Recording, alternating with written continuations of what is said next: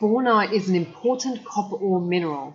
Its copper content is about 63% by mass and occurs widely in porphyry copper deposits.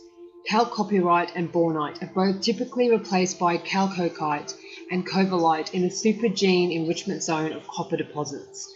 Bornite is also found as disseminations in mafic igneous rocks, in contact metamorphic skarn deposits, in pegmatites and in sedimentary cupriferous shales. The colours are from an iridescent tarnish that forms on bornite upon exposure to air. The tarnish is made of salted copper oxides or hydroxides that form a mere atom-thin layer over the bornite.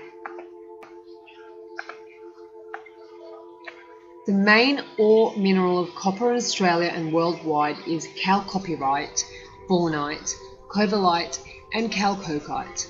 Many ore bodies contain some malachite, azurite, cuprite, tenorite and native copper.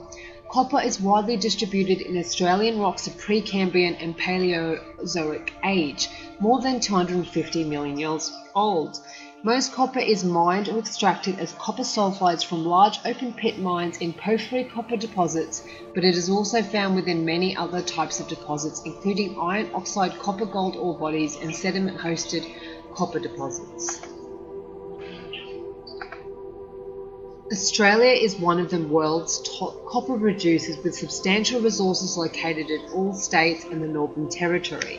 However, Australia's main resources of copper are largely the Olympic Dam copper uranium gold deposits in South Australia and the Mount Isa copper lead zinc deposits in Queensland, and these states contain the largest percentages of both EDR and total resources of copper.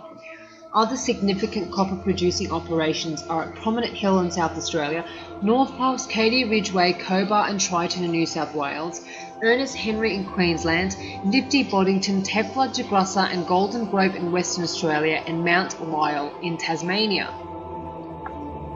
Most of the copper ore produced in Australia comes from underground mines. At some Australian mines, the copper is leached from the ore to produce a copper-rich solution that is later treated to recover the copper metal. The traditional method used at most mines involves the ore being broken and brought up to the surface for crushing. The ore is then ground finely before the copper-bearing sulfide minerals are concentrated by a flotation process that separates the grains of ore mineral from the gangue, waste material. Depending on the type of copper-bearing minerals in the ore and the treatment process used, the concentrate can contain between 25 and 50% copper. The concentrate is then processed in a smelter. Immediately below the oxidized zone is sometimes a zone known as a supergene zone, where metals are deposited by fluids percolating downwards from the oxidized zone and concentrating in a narrow band just below the water table.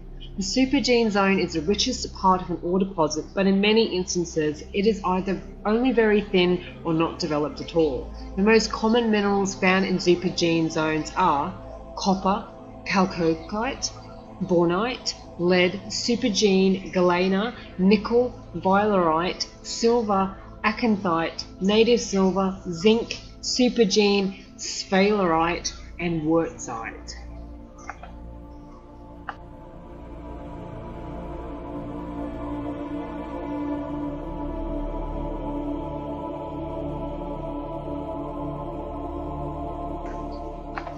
The main lead mineral is galena, which contains 86.6 lead by mass.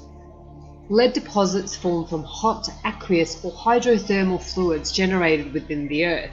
These fluids flow along subsurface fractures where galena and other minerals may be deposited to form vein deposits. Fluid flow can also occur in aquifers and in limestone. Galena and other ore minerals can participate in cavities to form rich but patchy deposits. Some fluids may reach the ocean floor in areas of underwater volcanic activity to form volcanogenic deposits. Examples of this last type of deposit are presently forming under the ocean off Papua New Guinea, Canada and elsewhere in the world.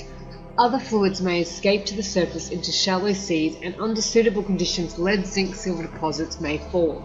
For thousands of millions of years, deposits have been forming in these manners and may eventually be exposed at the surface following weathering and erosion.